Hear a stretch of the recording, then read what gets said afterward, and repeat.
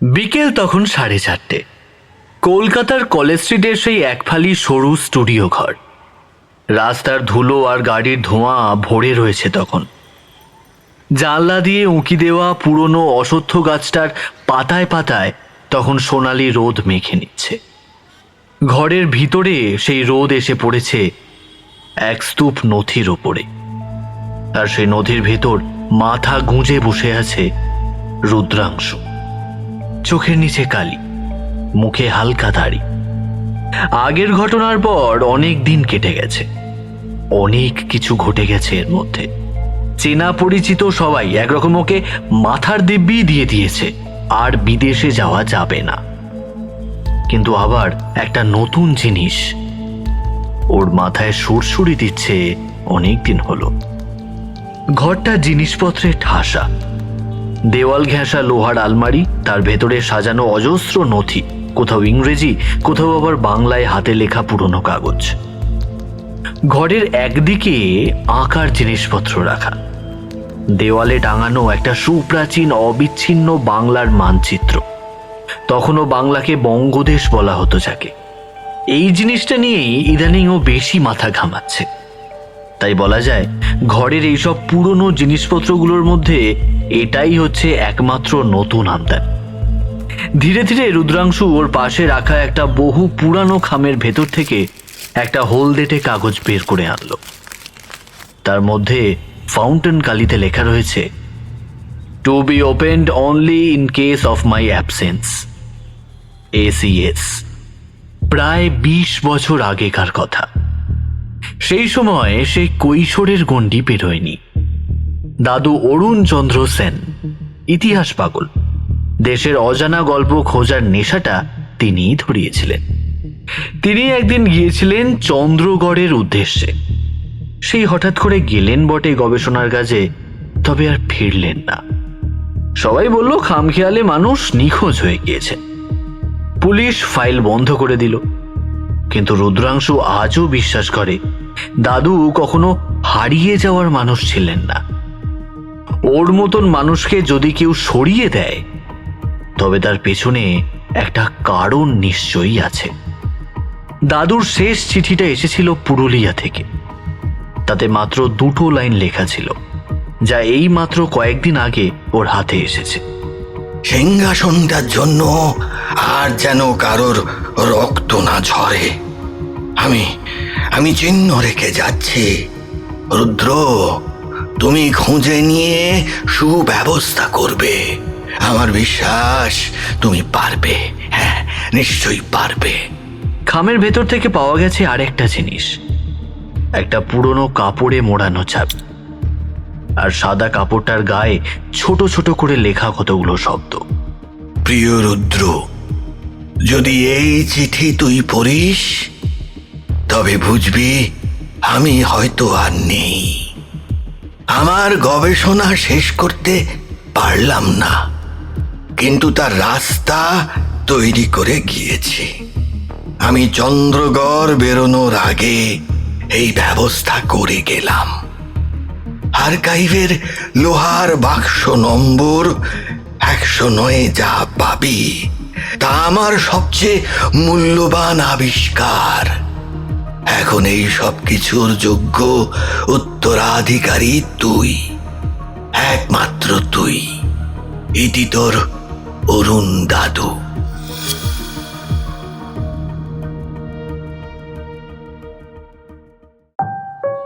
রুদ্রাংশু সবটা পড়ল। বুকের ভেতর কেমন একটা হচ্ছে, যে অনুভূতি কাউকে কোনোভাবেই বর্ণনা করে বোঝানো সম্ভব নয়। চাবিটা ভালো করে দেখলো কয়েকবার। সাধারণ লোহার চাবি, কিন্তু তাতে খোদাই করা চেনা একটা চিহ্ন, সূর্যের মতো গোল, আর তার চারদিকে ছোট ছোট রেখা। লোহার বাক্স নম্বর 109। রুদ্রাংশু উঠে দাঁড়ালো। এই কিছুদিন আগেই কল্যাণ ইউনিভার্সিটি থেকে তার দাদুর কয়েকটা জিনিস ও ঠিকানায় পাঠিয়েছিল। সেগুলো বিশেষত কয়েকটা বহু পুরনো তরঙ্গ। তার ভেতর থেকেই অবশ্য বেরিয়েছে এই জিনিসগুলো। ঘরের উত্তর কোণে রাখা সেই তরঙ্গগুলোর কাছে ও আর একবার গেল। গায়ে নম্বর লেখা, 95, 96, 97, 109। 109 নম্বরের ছোট একটা বাক্স দেখে ও চাবি ঢোকালো, কিন্তু চাবি ঘুরল না। একটু জোর করতেই একটা কর্কশ আওয়াজ করে পুরনো মরচে ধরা চাবিটা ভেঙে গেল। অর্ধেক চাবি রুদ্রাংশুর হাতে আর অর্ধেকটা তালায় আটকে। রুদ্রাংশু নির্বাক হয়ে গেল নিজের অতি উৎসাহী নির্বুদ্ধিতায়। এইরকম কিছু একটা হতে পারে আগে থেকেই সন্দেহ করা উচিত ছিল ওর। এইবারে কি হবে? মাথার চুল ছেড়ে ফেলতে ইচ্ছে করছিল ওর, কিন্তু আপাতত কাজটা বাতিল রাখতে হলো, কারণ দরজায় টোকা পড়েছে। রুদ্রাংশু চমকে উঠল। চট করে সে চিঠিটা পকেটে পুরে ফেলে বলল, কে? দরজা খুলতেই তড়িঘড়ি করে ঢুকে এলো ঈশান। বিরক্ত হয়ে বলল, উফ, ফোন ধরছো না কেন? রুদ্রাংশু যেন এই জগতেই ছিল না এমন ভাবে সে বলল, ফোন? কি ব্যাপার? কি হয়েছে? কি আর হবে, তোমার দেওয়া মানচিত্রটা স্ক্যান করে 3D মডেল বানালাম, কিন্তু তাতে একটা অদ্ভুত ব্যাপার দেখছি। ঈশান ল্যাপটপ খুলে টেবিলে রাখলো। স্ক্রিনে ভেসে উঠল একটা পাহাড়ি অঞ্চলের ত্রিমাত্রিক ছবি।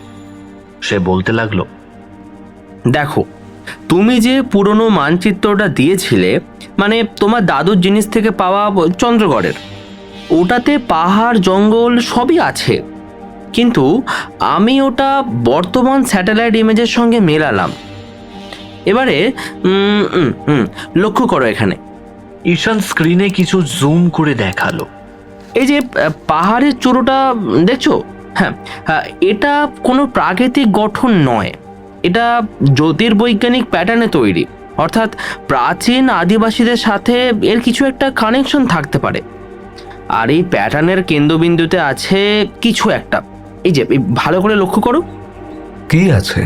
সেটাই তো জানি না, কিন্তু একটা জিনিস লক্ষ্য করলাম, পূর্ণিমার দিনে এই পাহাড়ের কোনো এক জায়গায় ছায়া পড়ে একটি নির্দিষ্ট কোণে, আর সেই ছায়ার শেষ সীমায় আছে এই জায়গাটা।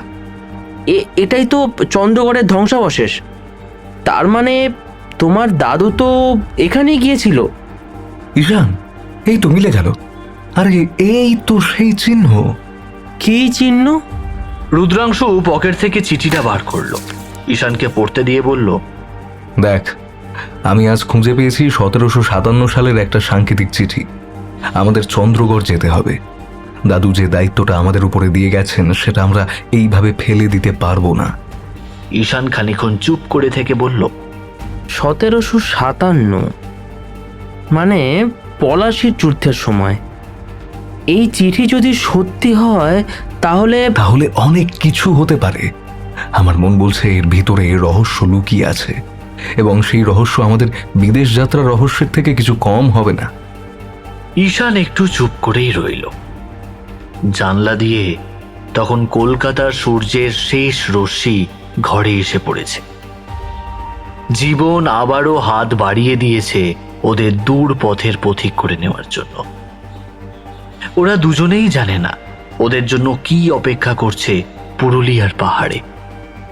ঘরের দেওয়ালে টাঙানো সেই পুরনো মানচিত্রের দিকে তাকিয়ে রইল রুদ্রাংশু।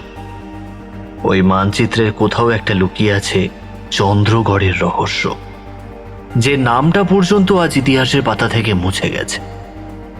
আর এই নামের সাথেই মিশে রয়েছে দাদুর হারিয়ে যাওয়ার সত্যিই কারণ।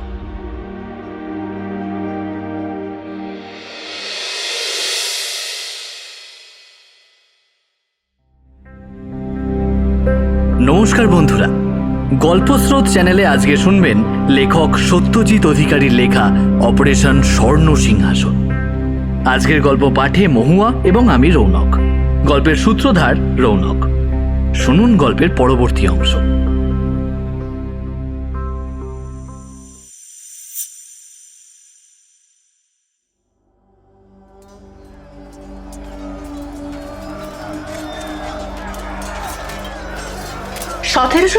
সালের পলাশির যুদ্ধক্ষেত্র।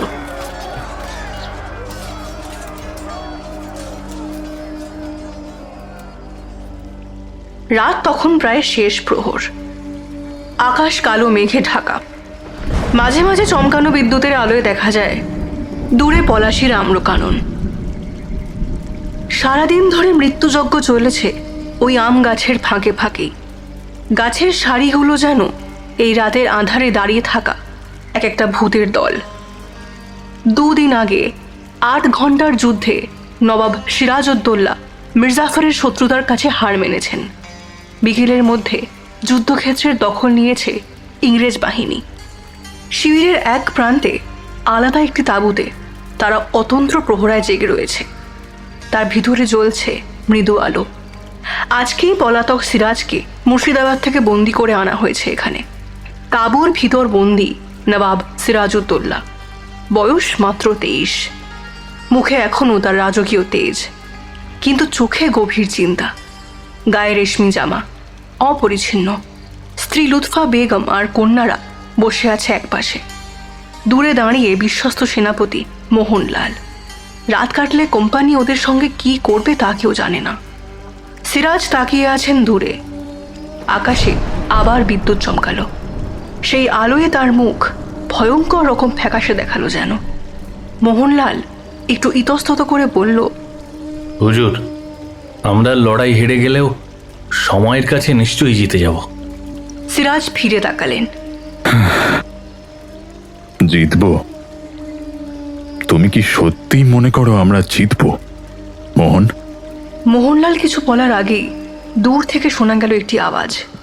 একটা ঘোড়ার খুরের শব্দ শিবিরের বাইরে এসে থামল।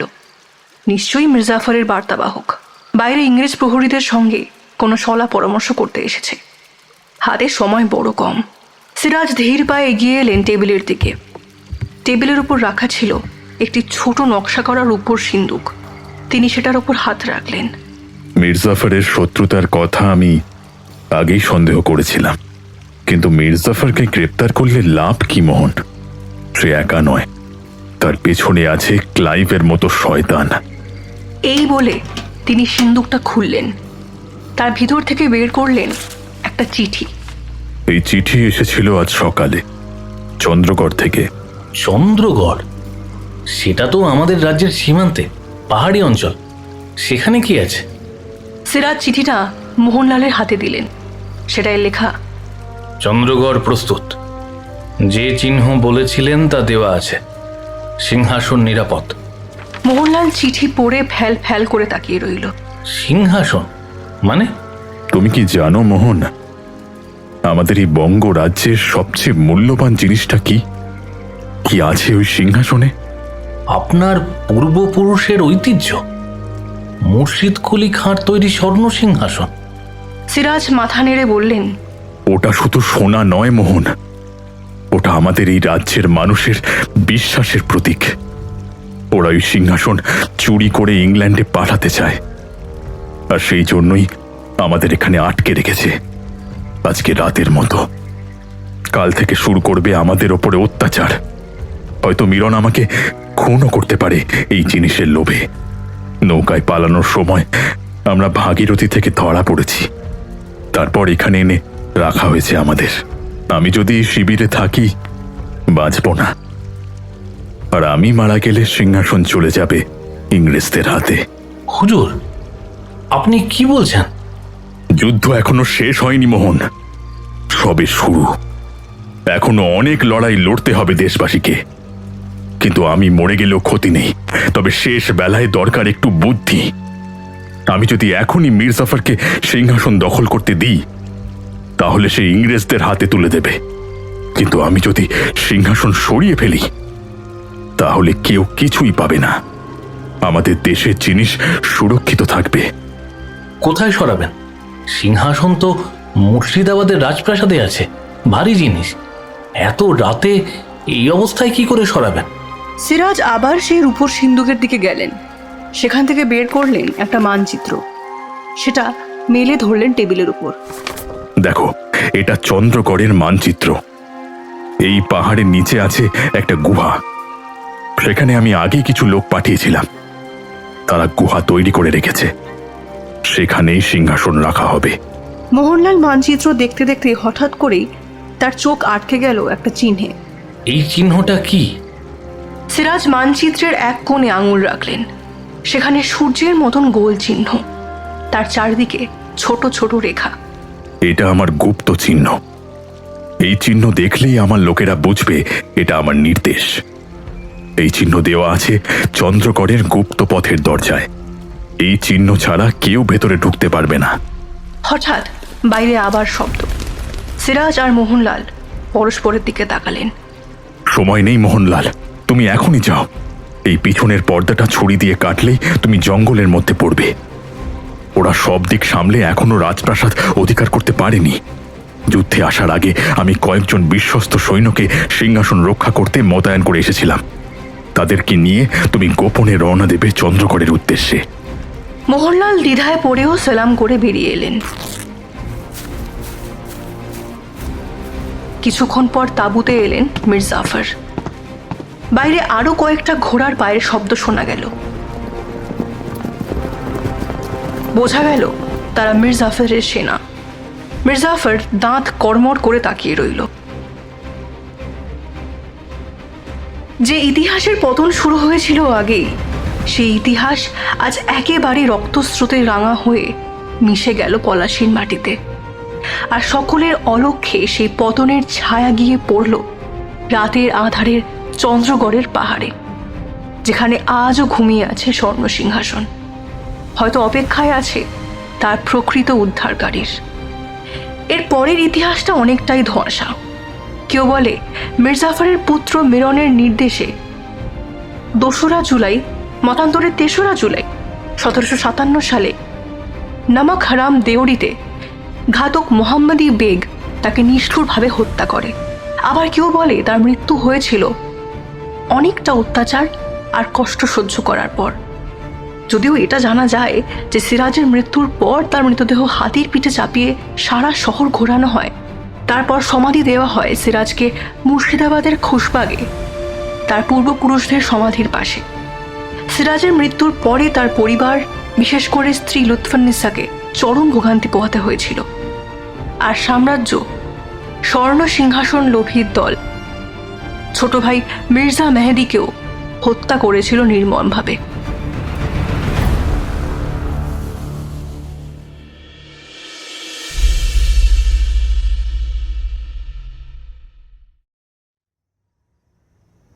রাত তখন 9টা বাজে। ঈশান নিজের ঘরে বসে আছে ল্যাপটপ স্ক্রিনের সামনে। তার চশমায় প্রতিফলিত হচ্ছে জটিল সব মানচিত্রের ছবি। হাত দুটো কিবোর্ডের ওপর মাঝে মাঝে দ্রুত টাইপ করছে। এবার কি যেন ভেবে ঈশান চট করে উঠে দাঁড়ালো। দৌড়ে গেল পাশের ঘরে। টেবিল থেকে মোবাইলটা তুলে নিয়ে ফোন করলো রুদ্রাংশুকে। একবার রিং হওয়ার পর দ্বিতীয়বার ফোন তোলার সঙ্গে সঙ্গে রুদ্রাংশু বলল, ঈশান, তোকে একটা জিনিস পাঠাচ্ছি হোয়াটসঅ্যাপে, দেখ। এটা শুধু মানচিত্র না, কিছু বুঝতে পারছিস? ঈশান মন দিয়ে মোবাইলে জুম করে দেখল নকশার একটা কোণ। সেখানে ফার্সি ভাষায় কিছু লেখা, তার নিচে বাংলা অক্ষরে কিছু সংখ্যা। -23.5 ডিগ্রি, 88.3 ডিগ্রি। অক্ষাংশ দ্রাঘিমাংশ, এ তো ভৌগোলিক স্থানাঙ্ক দেখাচ্ছে। হ্যাঁ, কিন্তু দেখ, এটা কোনো সাধারণ স্থানাঙ্ক না। কিন্তু এখানে এই সংখ্যার পাশে কি লেখা আছে দেখ। ছোট ছোট লেখাগুলো ঈশান মন দিয়ে পড়ল। ফার্সি লেখার নিচে বাংলায় খোদাই করা, যেন কিছুটা ধাঁধার ছলে। যেখানে সূর্য মাথার উপরে, সেখানেই ছায়া মাটিতে লুকায়। ঈশানের মাথায় বুদ্ধি ঘুরতে লাগলো। দাঁড়াও, সূর্য মাথার ওপরে মানে সূর্য যখন লম্বভাবে কিরণ ফেলে তখন ছায়া পড়ে না, কিন্তু এখানে বলছে ছায়া মাটিতে লুকায়, মানে ভূগর্ভে। আমিও তাই ভাবছি। এই মানচিত্রটা আসলে একটা গাণিতিক পাজল। এখানে সিরাজের সময়ের জ্যোতির্বিদরা হিসেব করে রেখেছিলেন বছরের কোন দিন কতক্ষণে কোথায় ছায়া পড়বে, আর সেই ছায়ার শেষ সীমায় কি আছে। এ তো দারুণ। আমি তো জ্যোতির্বিদ্যা বুঝি না, কিন্তু ডিজিটাল সিমুলেশন বানাতে পারি। দাঁড়াও, আমি তোমাকে স্ক্রিন শেয়ার করছি। দুজন গিয়ে বসলো নিজের নিজের ঘরে ল্যাপটপের সামনে। এনি ডেস্কে স্ক্রিন শেয়ার করে ঈশান গুগল আর্থ খুলল। সেখানে সেই স্থানাঙ্ক বসাতেই ভেসে উঠল পুরুলিয়া জেলার উত্তর পশ্চিম প্রান্তের জঙ্গল আর পাহাড়ের মাঝের একটা ফাঁকা জায়গা। দেখো, এখানে তো কিছু নেই, শুধু জঙ্গল। স্যাটেলাইট ইমেজে কিছু ধরা পড়ছে না।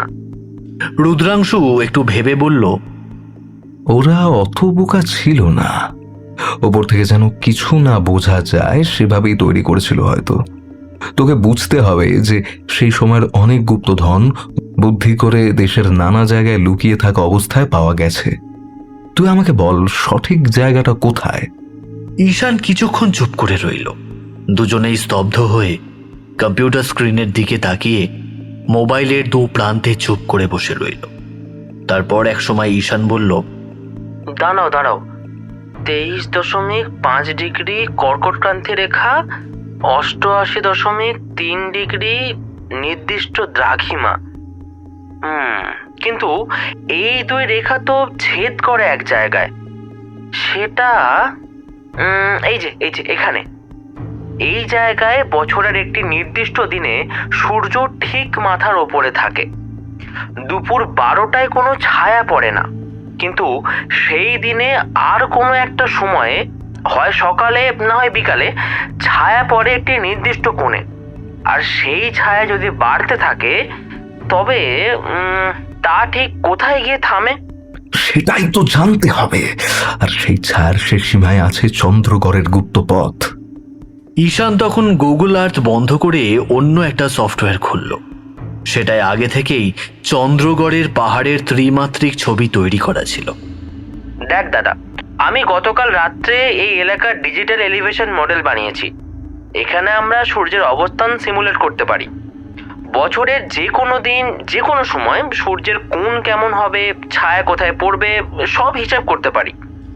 বলে ঈশান তারিখ সেট করল 21শে জুন, গ্রীষ্মকালীন অয়নকাল, সকাল 9টা। স্ক্রিনে পাহাড়ের গায়ে পড়তে লাগলো ছায়া।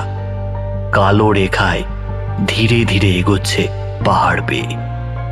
ঈশান এবার সময় বাড়াতে লাগলো। সকাল 9:30, 10টা, 10:30। ছায়া এগোচ্ছে। 11টায় এসে থামলো একটা নির্দিষ্ট জায়গায়। তারপর আবার ফিরতে শুরু করলো। ঈশান চিৎকার করে উঠল, দেখলে, ছায়া এগিয়ে গিয়ে ঠিক এক জায়গায় সর্বোচ্চ সীমায় পৌঁছাচ্ছে। আর এই জায়গায় সূর্যের আলো পড়ে না। কিন্তু কেন পড়ে না? কারণ উপরে পাহাড়ের চূড়ো ছায়া ফেলেছে। আর এই ছায়া বছরের মধ্যে শুধু 21শে জুন সকাল 11টায় এই বিশেষ জায়গায় পড়ে। তাহলে ওই জায়গাতেই কিছু একটা আছে। খুঁজে আমাদের সেখানে যেতে হবে। দাঁড়া, পুরোটা দেখি। এই ছায়ার পথ ধরে যদি আমরা এগোই তবে কোথায় গিয়ে পৌঁছবো? ঈশান ছায়ার রেখাটা ডিজিটালি বাড়িয়ে দিল। কালো রেখা পাহাড় বেয়ে নেমে এলো। তারপর ঢুকে গেল মাটির নিচে। একটা নির্দিষ্ট জায়গায় গিয়ে থামলো, একটা গোল চক্রের ভেতর। সেই চক্রের মাঝখানে জ্বলজ্বল করছে একটা বিন্দু। ঈশানের গলা শুকিয়ে গেল এবার যেন। এই বিন্দুটা পাহাড়ের ভিতরে ভূগর্ভে রয়েছে। আর এখানে নিশ্চয়ই কিছু একটা আছে। আর এই গোল চক্রটা দেখছো, এটা কিন্তু কোনো প্রাকৃতিক গঠন নয়। রুদ্রাংশু উত্তেজনায় প্রায় চিৎকার করে ওঠে, এই তো সেই জায়গা, চন্দ্রগড়ের গুপ্ত কক্ষ। নিশ্চয়ই এখানেই আছে সেই সিংহাসন। হঠাৎ ঈশানের ল্যাপটপে একটা নোটিফিকেশন এলো। কি হয়েছে? রুদ্রাংশু জিজ্ঞেস করলো। ঈশান থতমত খেয়ে বলল, মনে হচ্ছে আরো কেউ আমার কম্পিউটার অ্যাক্সেস করার চেষ্টা করছে, একাধিক আইপি থেকে। কে হ্যাক করার চেষ্টা করছে নাকি? বুঝতে পারছি না। আপাতত ব্যাপারটা ছেড়ে দাও, আমি পরে দেখছি। সেদিন রাতের মতো ওরা দুজনেই কম্পিউটার বন্ধ করে শুতে গেল। কিন্তু ঘুম হলো না ঠিক করে উত্তেজনায়। পরদিন সকালে ঘুম থেকে উঠে ল্যাপটপটা খুলতে স্ক্রিনে একটা পপ আপ দেখতে পেল ঈশান। ঈশান পড়ল, চন্দ্রগড়ের রহস্যে কেউ হাত দিও না, এসব আমাদের জন্য নয়। যেমন বিদেশের জিনিস নিয়ে পড়ে আছো তেমন বিদেশের জিনিস নিয়েই পড়ে থাকো। দেশের ব্যাপারে মাথা গলাতে আসলে ভালো হবে না।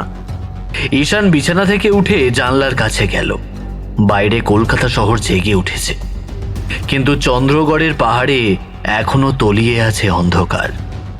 দিনের আলো সেখানে পৌঁছাতে পারে না। অতীতের সেই অন্ধকার আজ আরো গাঢ় হয়ে উঠেছে সময়ের সাথে, অসাধু লোভী সন্ত্রাসবাদীদের দৃষ্টিতে। সে মনে মনে বলল, এই তো যুদ্ধ শুরু হলো, যতই ভয় দেখাক থামবো না, কিন্তু সাবধান হতে হবে।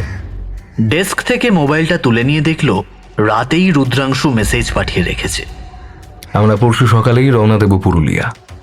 ঈশান বাকি কিছু না বলে শুধু এক লাইনে লিখে দিল, ঠিক আছে।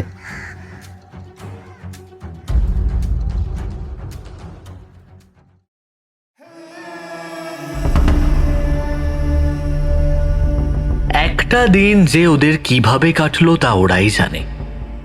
পরদিন ভোর 4:15 হাওড়া পুরুলিয়া ধরে ওরা পুরুলিয়া নামলো বেলা 12টায়। তারপর স্টেশনের বাইরে বেরিয়ে দুজন 2 কাপ চা খেয়ে একটা স্থানীয় গাড়ির সাথে দর কষাকষি করে ওরা বেরিয়ে পড়লো গন্তব্যে। কিছু দূর যাওয়ার পর চারদিকের পরিবেশ একেবারে বদলে গেল। এতক্ষণের গ্লানি এবং চিন্তা সবকিছু দূর হয়ে যেন এক মুহূর্তেই উড়ে গেল ওই দূরের আকাশে জমে থাকা নীল নীল জমাট বাঁধা মেঘগুলোর দেশে।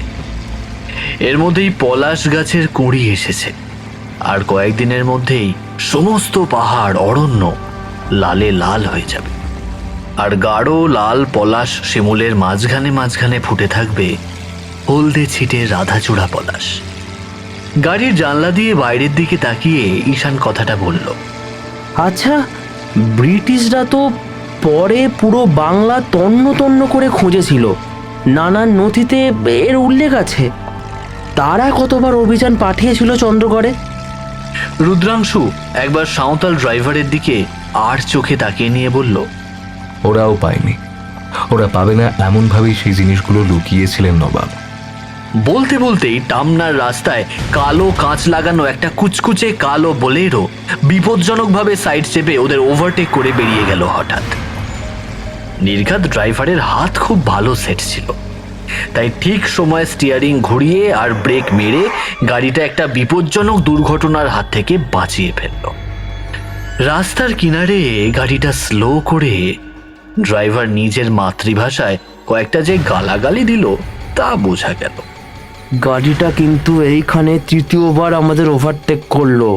আগে 2বার করেছিল, এবার আবার করলো, তবে একটু বেশি ভয়ঙ্কর ভাবে। ড্রাইভার আবার চালাতে শুরু করলো।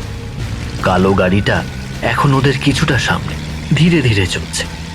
তোমার কি মনে হয় ওরা আমাদের অনুসরণ করছে? করতেও পারে। তো ল্যাপটপ হ্যাকের চেষ্টা তো নিতান্ত এমনি এমনি হয়নি। রুদ্রাংশু ভাবলো কিছুক্ষণ, তারপর ড্রাইভারকে বলল, একটা কাজ করো, সামনের মোড় থেকে ডান দিকে ঘুরে যাবে। ড্রাইভার ওদের কথা মতো স্টিয়ারিং ঘুরিয়ে দিল। গাড়ি ঢুকে পড়ল একটা লাল মাটির কাঁচা জঙ্গলের রাস্তায়। নিচে ছোট বড় পাথর আর দুপাশে শাল পলাশ গাছের সারি। কালো গাড়িটা কিছুক্ষণ এগিয়ে গিয়ে থামল, তারপর ধীরে ধীরে ইউটার্ন নিয়ে পিছু নিল। কিছুটা এগিয়েই দেখা গেল সেই গাড়িটা আবার ওদের পিছনে আসছে। এতক্ষণে ড্রাইভারেও ব্যাপারটা বুঝতে পেরেছে কিছুটা। ওদের মুখ শক্ত হয়ে গেল। ড্রাইভার বিরক্ত হয়ে বলল, এখন কি করবো বাবু? চলো আবার মূল রাস্তায় ফিরে যাই, দেখাই যাক না কি হয়। সামনে একটা অতি খারাপ রাস্তা দিয়ে ঘুরে আবার জিপ আবার মূল সড়কে ফিরল। কালো গাড়িটা ওদের পেছনে পেছনে আসতে লাগলো। ততক্ষণে বেলা আরো বেড়েছে, রোদ চড়া হয়ে উঠেছে ক্রমশ। ধীরে ধীরে শহরের ঘনত্ব কমতে কমতে ধান ক্ষেত, আমবাগান, জঙ্গলের পরিমাণ বাড়ছে। কোথাও কোথাও রাস্তার ধারে নির্ভয়ে শালিকের দল উড়ে বেড়াচ্ছে। তার ভেতর দিয়েই উত্তেজনা বুকে চেপে ছুটে যাচ্ছে ওরা। গাড়িটাও স্পিড নিয়েছে যেমন তেমনভাবেই ঝরঝর করছে। কিছুটা এগিয়ে গিয়ে একটা স্থানীয় ছোট হোটেলের সামনে গাড়ি দাঁড় করিয়ে ওরা দুজন নামলো ইচ্ছে করে। 2 মিনিট অপেক্ষা করতে না করতেই 4 জন লোক এসে বসলো ওদের পাশের বেঞ্চিতে। তাদের মধ্যে একজন বয়স্ক সাহেব, বাকি 3 জন তরুণ ভারতীয়। সাহেব ইংরেজিতে বলল, গরম পড়েছে আজ। হ্যাঁ, বেশ গরম। ওয়েল, আমরা কিছু ওল্ড টেম্পলস দেখতে যাচ্ছি, আর্কিওলজিক্যাল ইন্টারেস্ট আছে, আর আপনারা যাচ্ছেন মাউন্টেন্স দেখতে, তাই তো? রুদ্রাংশু কিছু যেন বলতে যাচ্ছিল, কিন্তু তার আগেই সাহেব এবার ভাঙা বাংলায় বলল, আপনারা চন্দ্রগড়ের নাম শুনেছেন? সেখানে নাকি কিছু পুরনো ধ্বংসাবশেষ আছে বলে শুনেছি। ঈশান দোকানে কি কি পাওয়া যায় তার ফিরিস্তি নিচ্ছিল। সে থমকে চুপ করে গেল, কিন্তু রুদ্রাংশু একটুও নড়ল না। শান্ত কণ্ঠে বলল, শুনেছি, কিন্তু সেখানে তেমন কিছু নেই, শুধু কিছু পাথরের ঢিবি আছে বলেই জানি। মেবি, তবে গুজব আছে সেখানে নাকি নবাব সিরাজউদ্দৌলার কোনো হিডেন ট্রেজার, গুপ্তধন আছে। রুদ্রাংশু হেসে ফেলল। সাহেব, আপনি তো দেখছি রূপকথায় বিশ্বাস করেন, তবে আপনাদের ড্রাইভার দেখলাম বেশ ভালোই গাড়ি চালায়। তাকে কি বিশেষভাবে প্রশিক্ষণ দিয়ে আমাদের পিছনে লাগিয়েছেন? সাহেব এক দৃষ্টে রুদ্রাংশুর দিকে তাকিয়ে রইল। এবার তার চোখে কি যেন হিসাব চলছে। তারপর একটু বিশেষভাবে হেসে বলল, হতে পারে। Anyway, all the best for your trip. হয়তো পথে আবার দেখা হবে। ওদের ড্রাইভারের সাথে রুদ্রাংশু আর ঈশান 2 কাপ চা আর কিছু খাস্তা বিস্কিট খেয়ে বেরিয়ে দ্রুত জিপে উঠে বসল। যদিও দোকানটায় এর বেশি আর কিছুই পাওয়া যাচ্ছিল না। গাড়ি আবার চলতে শুরু করলো। পথ আবার দীর্ঘ। ধীরে ধীরে বিকেল গড়িয়ে সন্ধে নামতে লাগলো। পশ্চিমের আকাশ লাল হয়ে উঠেছে তখন। পাখির দল ফিরছে নিড়ে। রুদ্রাংশ হয়তো সেই পথের দিকে তাকিয়েই ভাবছে, এই পথেই হয়তো দাদু হেঁটেছিলেন। তিনিও কি এমন কোনো কালো গাড়ি দেখেছিলেন পিছনে, নাকি কালো কালো কিছু মানুষ দেখেছিলেন, ওই অতীত অন্ধকারের মতো বিকট ও ভয়ানক, যাদের রূপ দিনের বেলায় ভদ্র মানুষের মতো হলেও রাতের বেলায় তারা হয়ে ওঠে পৈশাচিক জানোয়ার। হোটেল থেকে বেরোনোর পর থেকেই কালো গাড়িটাকে আর দেখা যায়। ঈশান অনেকটাই নিশ্চিন্ত হয়ে বসেছিল, কিন্তু তার মধ্যেই ওদের গাড়িটা ঘ্যাঁচ করে ব্রেক মেরে দাঁড়িয়ে পড়লো রাস্তার ধারে। ড্রাইভার বলল, দাদা, ইঞ্জিন গরম হয়ে গেছে, খুলে দেখতে হবে। তখন সবে সন্ধে নেমেছে। বনেট খুলে কিছুক্ষণ হলো সবে ড্রাইভার দেখছে, এমন সময় হঠাৎ ওদের কাছে একজোড়া হেডলাইট চলে উঠল। ভূতের মতো এইবারেও সেই কালো গাড়িটা কোথা থেকে এসে ওদের পাশে এসে থামলো। সেই সাহেব জানলা নামিয়ে বললেন, গাড়ি খারাপ হয়েছে নাকি? Do you need help? একটু গরম হয়ে গেছে মাত্র, আপনি যান, আমরা দেখছি। সাহেব কিন্তু গেল না। গাড়ি থেকে নামলো, সঙ্গে তার 3 সঙ্গীও নামলো। তারা ওদের চারপাশে ঘিরে দাঁড়ালো। সাহেব বলল, আমার এক সঙ্গী মেকানিকের কাজ জানে, লেট হিম সি। এই নির্জন রাস্তায় একা পড়ে থাকবেন কেন? ঈশানের দিকে চোখ পড়ল সাহেবের।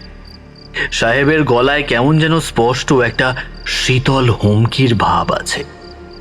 সাহেব আরো কাছে এলো। এবার তার গলায় এবার একটু কর্কশতা। লিসেন, আমি জানি আপনারা কারা। আমরা জানি আপনাদের কাছে চন্দ্রগড়ের একটা ম্যাপ আছে। আমরা আপনাদের শত্রু নই, বরং আমরা একই পথের পথিক। আমরা খুঁজছি সিরাজের সিংহাসন, বাট আমাদের উদ্দেশ্য ভিন্ন। আপনারা ইস্ট ইন্ডিয়া হেরিটেজ ফাউন্ডেশন থেকে এসেছেন, তাই না?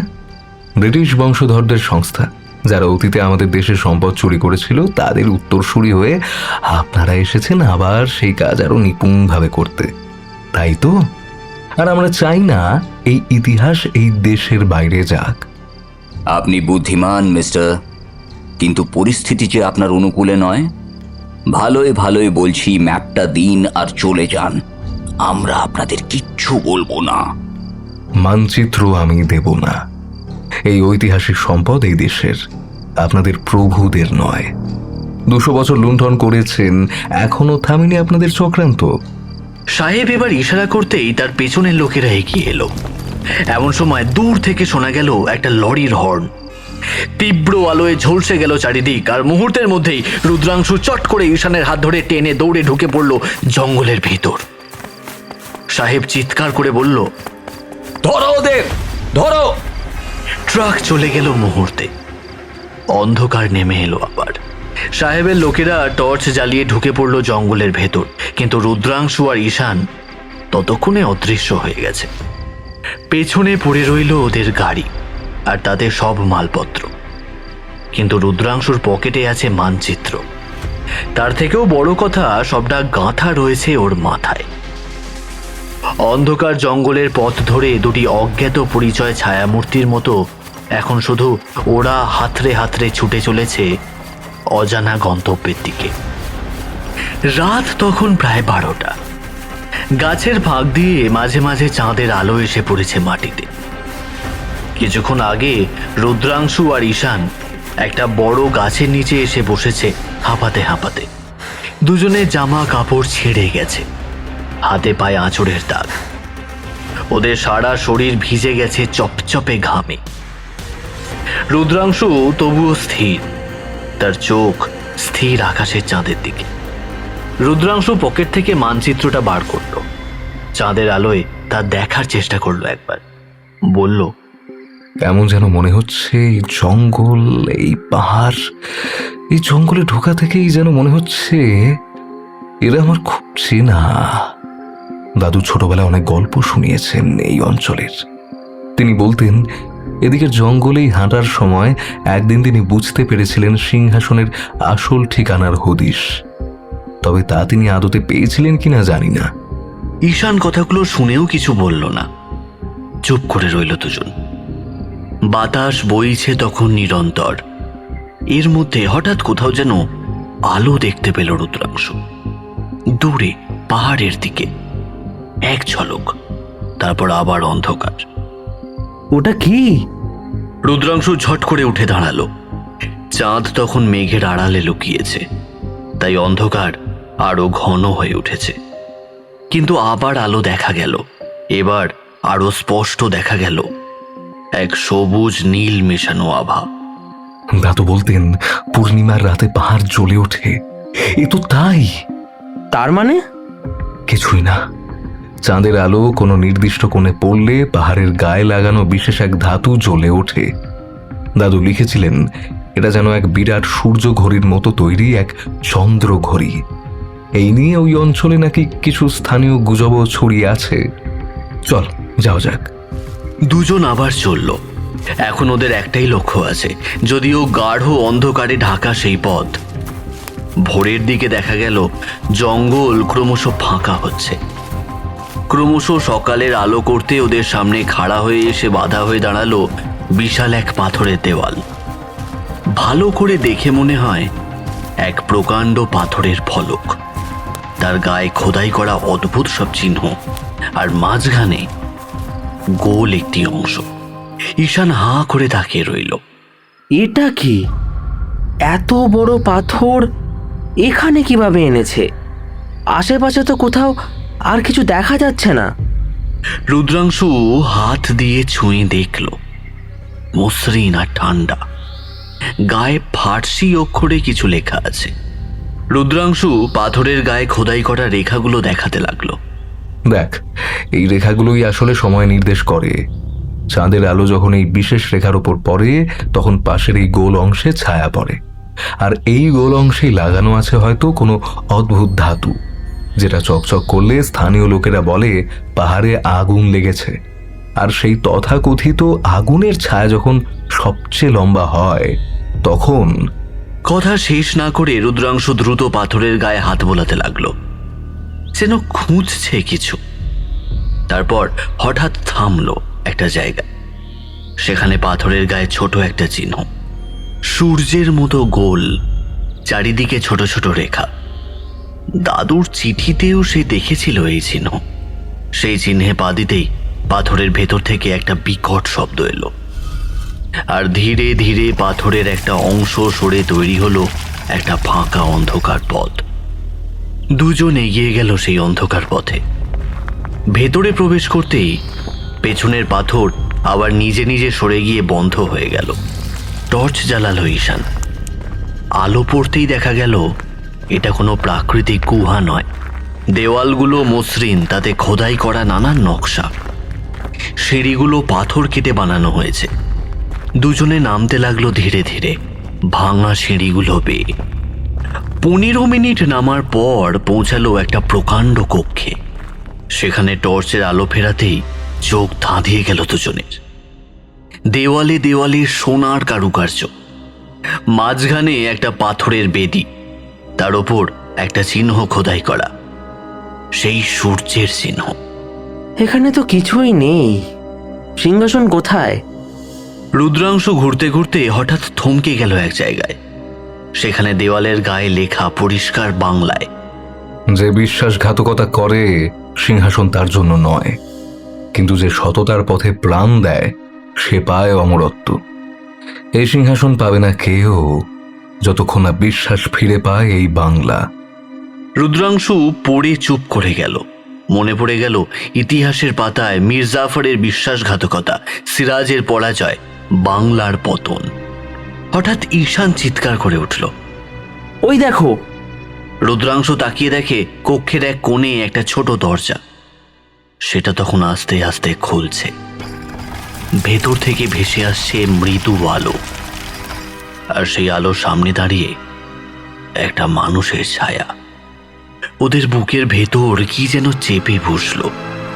সেটা একটা অজানা রহস্য মাখা ভয়। ওরা ধীরে ধীরে এগিয়ে গেল সেই দরজার দিকে। দরজার কাছে পৌঁছে ভেতরে তাকিয়ে দেখে একটি প্রকোষ্ঠের ওপর জ্বলজ্বল করছে একটা অদ্ভুত আলো।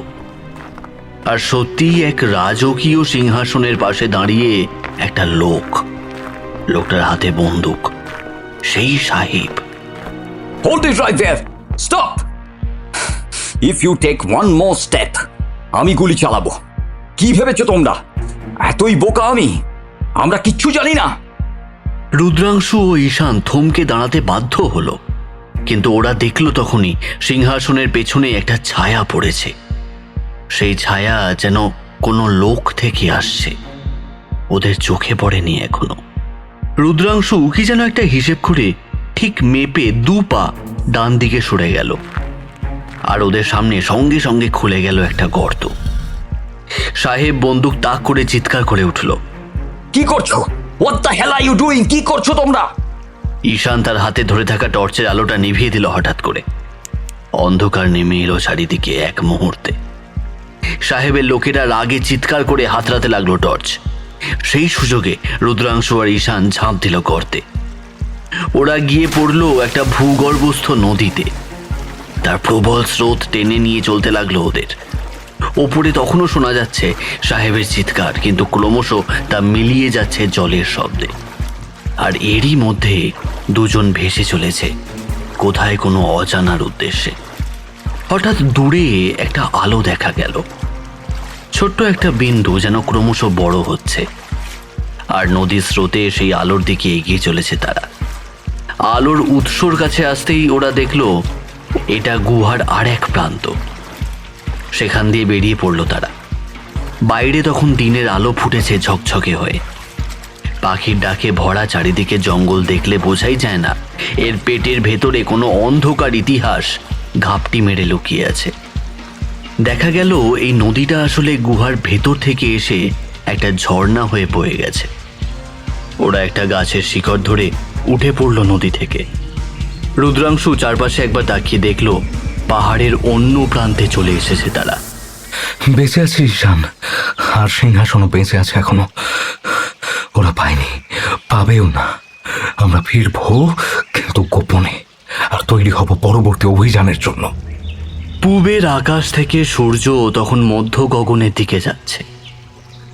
ঝকঝকে রোদ ছড়িয়ে পড়েছে জঙ্গলের পাতার ফাঁক দিয়ে। দুজন ক্লান্ত পথিক বসে আছে পাথরের ওপর। তাদের পেছনে পাহাড়ের ভেতর লুকিয়ে আছে ইতিহাসের এক অমূল্য সম্পদ, আর তাদের মাথায় সেই সম্পদ রক্ষার গুরু দায়িত্ব। রুদ্রাংশু মাথা নেড়ে বলল, আমিও বুঝতে পারছি না। দাদুর মতো দেখতে, কথা বলার ধরনও এক, কিন্তু দাদু তো 20 বছর আগে নিখোঁজ হয়েছেন। তিনি যদি বেঁচে থাকতেন তাহলে এত বছর কোথায় ছিলেন? কেন ফিরে আসেননি? রুদ্রাংশু পকেট থেকে মানচিত্রটা বের করতে গিয়ে দেখল সেটা জলে ভিজে পকেটের সাথেই মিশে গেছে। রুদ্রাংশু এবার যেন নিজের মনেই কিছুটা বিড়বিড় করতে লাগলো। শেষের দিকে দাদু একটা নোট লিখেছিলেন ডায়েরিতে। সেটা সম্ভবত নবাবের শেষ সময়ের কোনো ঘনিষ্ঠ পরিষদের উক্তি ছিল। সিরাজ আমাকে বললেন, এই সিংহাসনের গায়ে খোদাই করা আছে বাংলার সমস্ত ইতিহাস সুশাসনের, বিশ্বাসঘাতা আর ইংরেজদের লুণ্ঠনের কাহিনী। এই সিংহাসন যদি কোনোভাবে ওই শয়তান ইংরেজদের হাতে যায়, তারা আমাদের সব ইতিহাস মুছে ফেলবে। আমি তা হতে দিতে পারি না। তবে অদূর ভবিষ্যতে যদি কেউ কখনো খুঁজে পাই, তবে এই দেশবাসীর মধ্যে থেকে কোনো বীর সন্তানকে এগিয়ে আসতে হবে তার রক্ষার জন্য। আজ আমি আবার যাচ্ছি গুহায়। সিরাজ আমাকে যে শেষ কাজ দিয়েছেন তার সম্পন্ন করব। যদি ফিরতে না পারি, তবে এই লেখাটুকু পেয়ে আপনারা বুঝে নেবেন আপনাদের দায়িত্ব। কথাগুলো বলতে বলতে রুদ্রাংশু দু চোখ মুছল। হঠাৎ যেন কাছে পিঠে কোথাও দুপধাপ শব্দ করে কতগুলো লোকের পায়ের আওয়াজ শোনা গেল। মুহূর্ত বিলম্ব না করে ওরা দুজন আবার ছুটতে লাগলো জঙ্গলের ভেতর। সামনে ঝর্ণার জমা জল একটা খালে গিয়ে পড়ল। তার চারদিকে দারুণ কাঁটার ঝোপ। ওরা কিছু না ভেবেই ঝাঁপিয়ে পড়ে খাল পেরিয়ে কাঁটা ঝোপ ভেদ করে পৌঁছালো একটা ছোট গ্রামে। হাঁপাতে হাঁপাতে গিয়ে দাঁড়ালো একটা কৃষকের কুঁড়ে ঘরের সামনে। দরজাটা হাট করে খোলা। কিছু না ভেবেই ওরা ঢুকে পড়ল ভেতরে।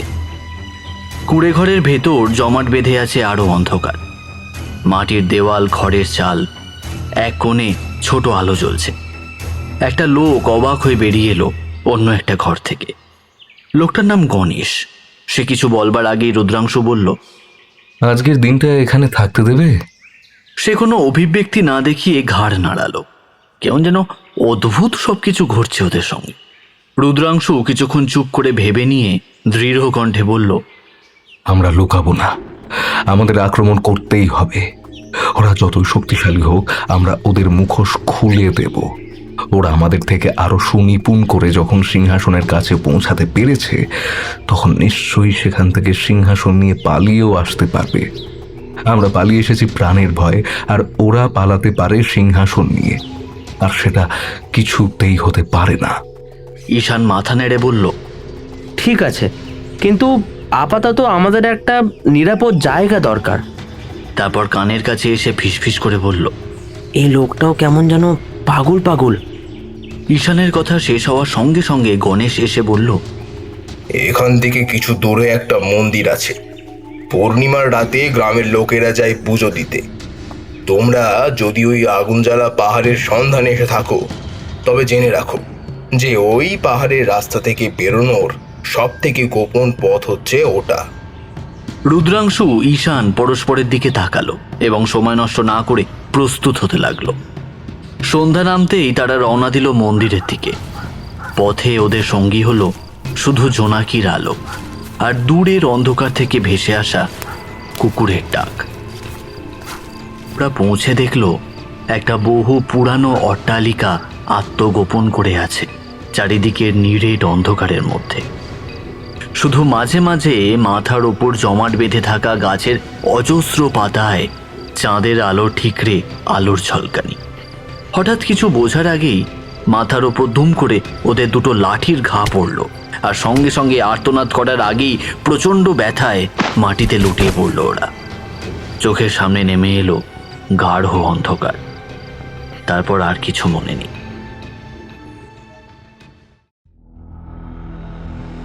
জ্ঞান যখন এলো, ওরা দেখলো ওরা শুয়ে আছে শক্ত ঠান্ডা পাথরের মেঝের ওপর। মাথার পেছনে অসম্ভব ব্যথা, হাত পা বাঁধা, মুখে কাপড়ের টুকরো এমনভাবে গুঁজে দেওয়া যে চিৎকার করতেও পারছে না। একটু ভালো করে চোখ খুলে মনে করতেই দেখলো ওরা সেই গুহায়, মানে চন্দ্রগড়ের গুহা, যেখানে সিংহাসন দেখেছিল, যেখানে ওই বিদেশি লোক আর 4টে শয়তানকে দেখেছিল। কিন্তু এবার যেন কিছুটা দূরে গুহায় আলো জ্বলছে। বেশ কয়েকটা টর্চ আর ক্যাম্পিং লাইট ঘিরে চারিদিকে দাঁড়িয়ে আছে সেই কালো লোকগুলো, অথবা তাদের ছায়া। ইস্ট ইন্ডিয়া ফাউন্ডেশনের হায়ার্ড গুন্ডা, হতে পারে আমাদেরই দেশের কোনো চামার নেতার দালাল। আর মাঝখানে সিংহাসনের সামনে দাঁড়িয়ে সেই সাহেব, তাকে সবাই সম্ভ্রমের সাথে মিস্টার স্মিথ বলে ডাকছে। অ্যাট লাস্ট, এত বছর পর পাওয়া গেল। সঙ্গে অবশ্য দুজন এনিমিও পাওয়া গেছিল ভালো, তবে তারা এখন শুয়ে আছে আমাদের গেস্ট হয়ে, মৃত্যুর অপেক্ষায়। You know, my father used to dream about this throne. আমার দাদুও স্বপ্ন দেখতেন, আর আজ আমি পেয়েছি। They used to rule upon these lands. এই শয়তান নেটিভগুলো এমন বুদ্ধি খেলেছিল যে তারা এই সুন্দর জিনিসটার টিকি পর্যন্ত খুঁজে পায়নি। But I found it. আমি পেয়েছি।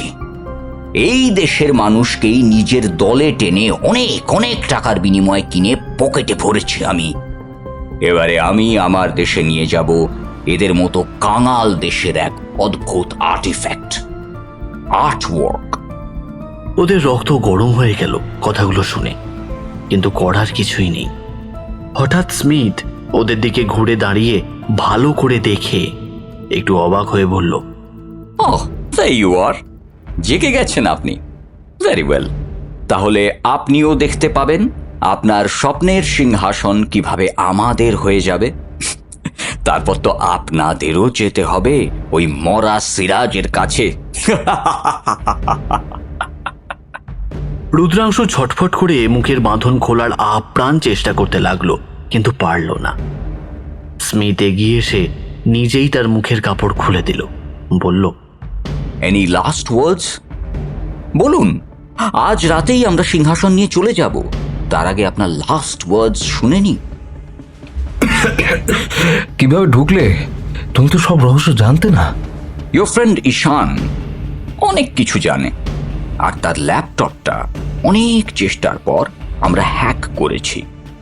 আপনি ভেবেছিলেন ইয়োর ফ্রেন্ড ওয়াজ স্মার্ট, আমাদের টেক টিমও কিছু কম না। তোমরা নরপিশাচ, তোমরা লোভী। Shut up, I am talking to you like a gentleman.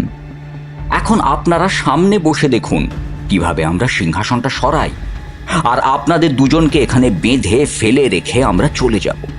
সিংহাসন সিংহাসন করতে করতে মরে এখানে কঙ্কাল হয়ে পড়ে থাকবেন।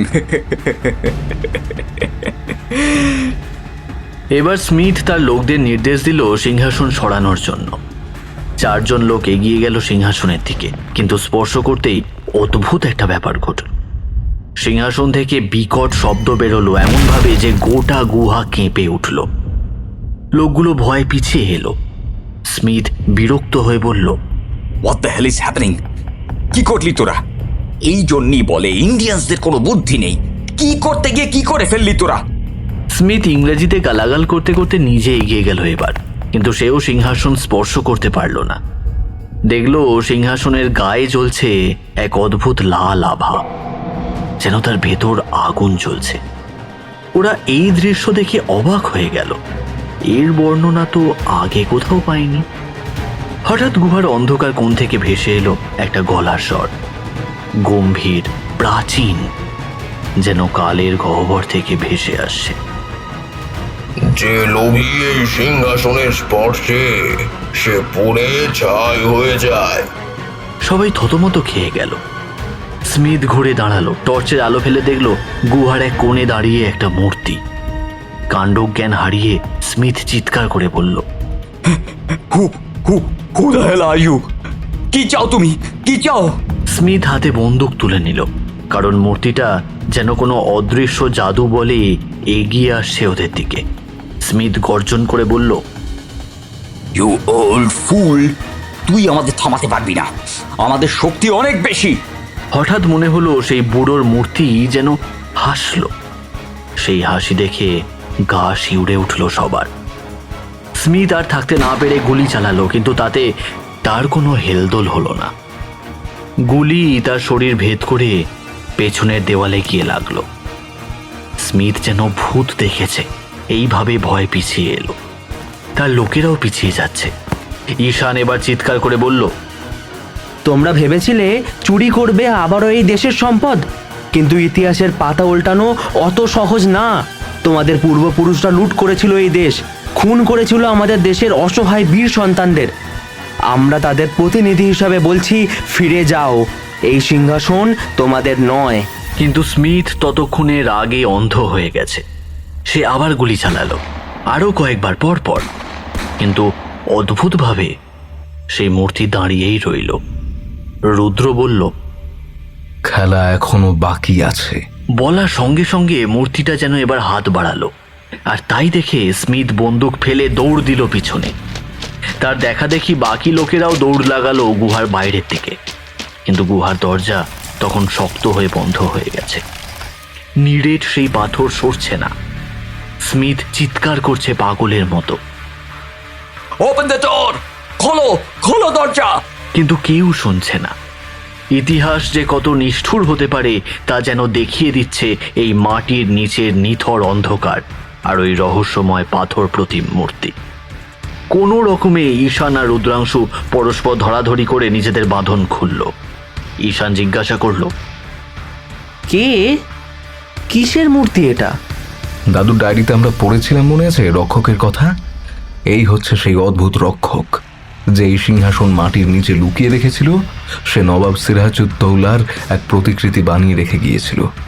যদি কেউ আসল পদ্ধতি ছাড়া শুধুমাত্র লোভের বশে এই সিংহাসন খুঁজেও পেয়ে যায়, তাহলে তার থেকে একে রক্ষা করবে এই মূর্তি। আর তখন সেই শয়তানরা আটকে পড়বে মাটির নিচের গুপ্ত কক্ষে। সেইভাবেই বানানো হয়েছিল পুরো স্ট্রাকচার। আর ঠিক ওই কারণেই বন্ধ হয়ে গেছে গুহা থেকে বেরোনোর রাস্তা। তাহলে এবারে কি হবে? ওদের শক্তি অনেক বেশি হলেও বুদ্ধি কম। আমি এখনো পর্যন্ত কেন সিংহাসন ছুঁইনি জানিস? কারণ প্রথম দিনে এসে আমি দেওয়ালের লিপিগুলো পড়ছিলাম। একমাত্র ওই দেওয়ালের লিপিতেই কিছু কোডের মাধ্যমে লেখা রয়েছে আসল পদ্ধতির বর্ণনা। আমি জানতাম ওরা এত কিছু না বুঝেই ঝাঁপিয়ে পড়বে ওর উপরে। বলতে বলতেই তখন স্মিথ আবার এদিক ফিরে তাকালো। সে এখন চিৎকার করে রুদ্রাংশুর উদ্দেশ্যে বলছে, লিসেন লিসেন, তোমরা চাও সিংহাসন, নাও নিয়ে যাও, টেক ইট। কিন্তু কিন্তু আমাদের এখান থেকে রক্ষা করো। টেল মি তোমরা কি জানো কে ওই অদ্ভুত মূর্তি? এর ভিতরে কোথা থেকে এলো? আরে আরে ডোর, এই দরজাটা কেনই বা খুলছে না? স্মিথের চোখে এখন শুধু লোভ আর হতাশা। সে বুঝতে পারছে তার এত পরিশ্রম, এত খুন সব বৃথা হয়ে গিয়ে তার প্রাণ সংশয় উপস্থিত। এবারে দেখ কি হয়। এই বলে রুদ্রাংশু সিংহাসনের কাছে এগিয়ে যেতে লাগলো। ঈশান মানা করতে গিয়েও চুপ করে গেল। তার বুকের ভেতর টিপ টিপ করছে। রুদ্রাংশু মূর্তির পাশ কাটিয়ে গিয়ে সিংহাসনের নিচে নিচু হয়ে একটা বিশেষ পাথরে স্পর্শ করতেই লাল আভা মিলিয়ে গেল। সিংহাসন আবার আগের মতোই শান্ত হয়ে গেল। আর সঙ্গে সঙ্গে ঈশান দৌড়ে গিয়ে মাটিতে পড়ে থাকা বন্দুকটা তুলে নিয়ে তাক করলো শয়তানগুলোর দিকে। রুদ্রাংশুর হাতের চাপে পাথরের নিচে সেই পাথরটা সরে বেরিয়ে এলো একটা ছোট্ট সিন্দুক। ভালো করে দেখা গেল তার ভেতরে লুকানো আছে অজস্র সব নথি, হয়তো গোপন ইতিহাসের দলিল যা সিরাজ লুকিয়ে রেখেছিলেন। ইংরেজদের অত্যাচারের বিবরণ, বিশ্বাসঘাতকদের নাম, সবকিছু। এই নথি হয়তো ইতিহাস বদলে দিতে পারে। রুদ্রাংশু সিন্দুকটা তুলে নিল। তার চোখে জল। দাদুর অসম্পূর্ণ কাজ বলতে শুধু এই সিংহাসন নয়, এই নথিগুলোও বটে। তাও নিজেকে সংবরণ করে সে বলল, ঈশান, বাঁধ ওদের। বলে এক হাতে সিন্দুক আর অন্য হাতে ঈশানের হাত থেকে বন্দুকটা নিয়ে নিতে সে চারজনকে শক্ত করে বাঁধল দড়ি দিয়ে, যে দড়ি দিয়ে এতক্ষণ ওদেরকেই বাঁধা ছিল। এবার সেই চোরা কুঠুরির পাথরটা টেনে দিতেই ঘর ঘর করে খুলে গেল দরজা। বাইরে দেখা গেল ভোর হয়েছে। সূর্য উঠছে পূবের আকাশে। পাখির ডাক আর জঙ্গলের শিশির মাখা বাতাসের ঝাপটা এসে লাগলো শতাব্দী প্রাচীন এই গুপ্ত ইতিহাসের আদিম কক্ষে। পৃথিবী আগের মতোই চলছে, কিন্তু তার পেটের ভেতরে এখন আলোয় এসে পড়েছে এক টুকরো। আর সেই আলোয় শত মানিক মণিক্য খচিত নবাবের স্বর্ণ সিংহাসন ঝকঝক করছে। সেই আভা ছড়িয়ে পড়েছে ঘর জুড়ে। ওরা ধীরে ধীরে বাইরে বেরিয়ে এলো, টানতে টানতে নিয়ে বেরোলে 4টে শয়তানকে। কিন্তু সবকিছুর ওপর ওদের জীবনে সব বদলে গেছে। ওরা দেখেছে ইতিহাসের জীবন্ত রূপ, পূরণ করতে পেরেছে রুদ্রাংশু তার হারানো দাদুর স্বপ্নকে। কিছুটা আসার পর আবারও সেই মন্দিরের রাস্তা পেল। সেখানে আরও কয়েকজন গ্রামবাসীর সঙ্গে গোপাল তোড়জোড় করছিল আগুন জ্বলা পাহাড়ে ওদের খুঁজতে আসার। রুদ্রাংশুর মুখে সবকিছু শুনে লোকগুলোকে পাকড়াও করে একদল ছুটল পুলিশের কাছে। কিছুক্ষণ পর পুলিশ এসে গ্রেফতার করলো ওদের। স্থানীয় আর্কিওলজিক্যাল ডিপার্টমেন্ট থেকে লোকগুলো এলো, হিস্টোরিক্যাল সার্ভের অফিসারেরাও এলো। সিংহাসন হ্যান্ডওভার হলেও গোপন নথিগুলো জামার ভেতরে লুকিয়ে রেখেছিল রুদ্রাংশু, কারণ সে জানে এই পোড়ো দেশে নেতাজির মৃত্যুর রহস্যের ফাইল যদি ধামাচাপা পড়ে যেতে পারে তাহলে সিরাজের ইতিহাস তো নস্যি। ও জানে এই সিংহাসনের গল্প এখানেই শেষ নয়, এটা তো সবে শুরু। আরো অনেক যুদ্ধ বাকি, আরো অনেক সত্য উদ্ঘাটন বাকি। কিন্তু আজকের দিনে ওরা জিতেছে লোভের বিরুদ্ধে, লালসার বিরুদ্ধে, মিথ্যা শক্তির বিরুদ্ধে।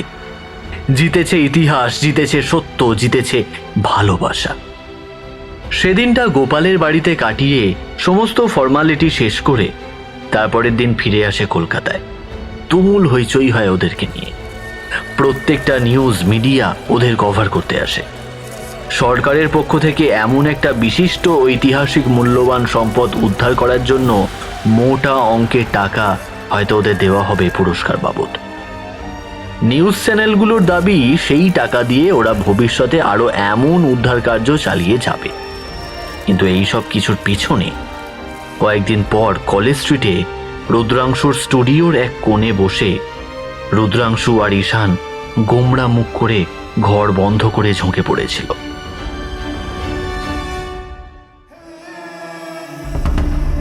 সেদিন থেকে শুরু হলো ওদের জীবনের নতুন এক অধ্যায়।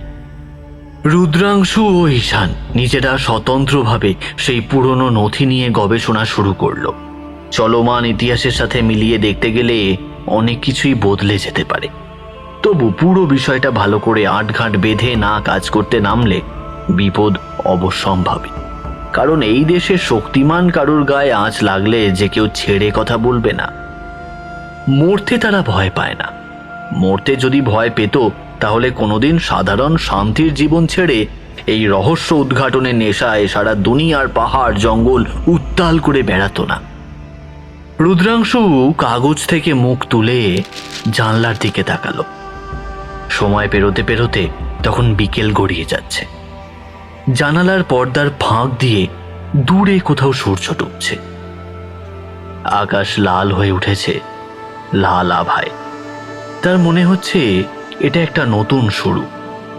ইতিহাসের চাকা ঘুরছে।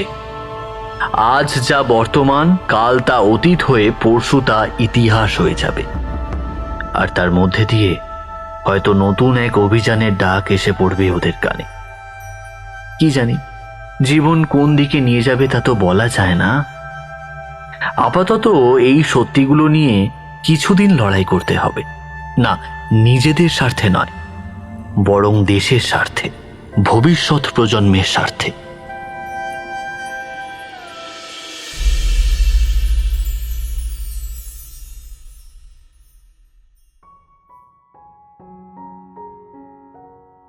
শুনছিলেন অপারেশন স্বর্ণ সিংহাসন।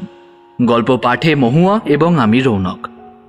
অন্যান্য চরিত্রদের মধ্যে অরুণ রাজদা, রুদ্রাংশু অভিক, ঈশান সায়ন, মোহনলাল অতনু, নবাব সিরাজ তাপস, ড্রাইভার দিগন্ত, স্মিথ সাহেব অভিযানদা, গণেশ দিগন্ত, রক্ষক দিগন্ত। গল্পটি শুনে কেমন লাগলো অবশ্যই তা কমেন্ট করে জানাবেন এবং এই ধরনের আরও গল্প শুনতে আমাদের চ্যানেলটি সাবস্ক্রাইব করতে ভুলবেন না। পাশে থাকা বেল আইকনটি প্রেস করে দিন যাতে সমস্ত নোটিফিকেশন আপনি সবার আগে পেয়ে যেতে পারেন। আবার ফিরছি আরেকটি দুর্দান্ত